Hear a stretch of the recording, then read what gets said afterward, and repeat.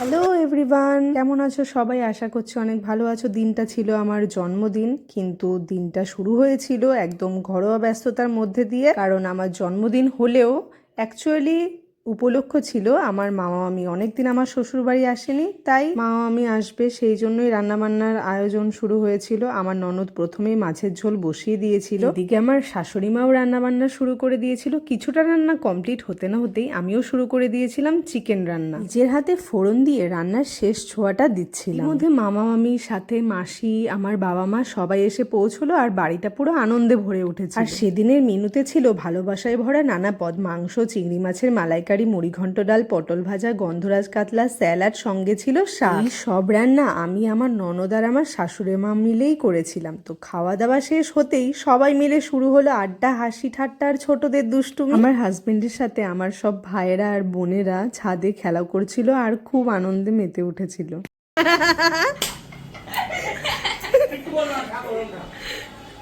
সন্ধেবেলায় আবার আমার শাশুড়ি মা আমার জন্মদিন উপলক্ষে ভালোবাসা দিয়ে দারুণ পায়েস রান্না করেছিল।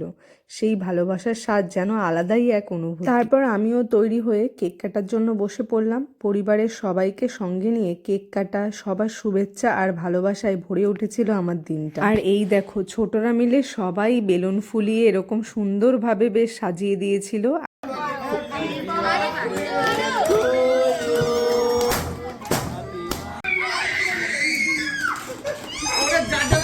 কেক কাটা হয়ে গেলে সবাইকে আমি কেক খাইয়ে দিয়েছিলাম, আমাকেও সবাই কেক খাইয়ে দিয়েছিল।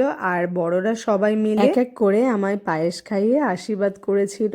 তবে সত্যি বলতে আজ শুধু আমার জন্মদিন ছিল না, বরং অনেক দিন পর সবাই একসঙ্গে হওয়ার আনন্দটাই ছিল সব থেকে বড় উপলক্ষ। ছোট বড় সবাই মিলে কাটানো এই হাসি খুশির মুহূর্তগুলোই জীবনের সব থেকে সুন্দর স্মৃতি হয়ে থেকে যায়। পরিবারের সঙ্গে কাটানো এই মুহূর্তগুলোই আসলে সব থেকে বড় আনন্দ। আর এভাবেই আমার জন্মদিনটা হয়ে উঠেছিল আরো বেশি সুন্দর আর স্মরণীয়। তো আজকের জন্য এইটুকুই। আমার ভিডিওটা কেমন লাগলো অবশ্যই জানিও। ভালো লাগলে লাইক, শেয়ার, কমেন্ট ও সাবস্ক্রাইব করে দিও। তো চলো, টাটা।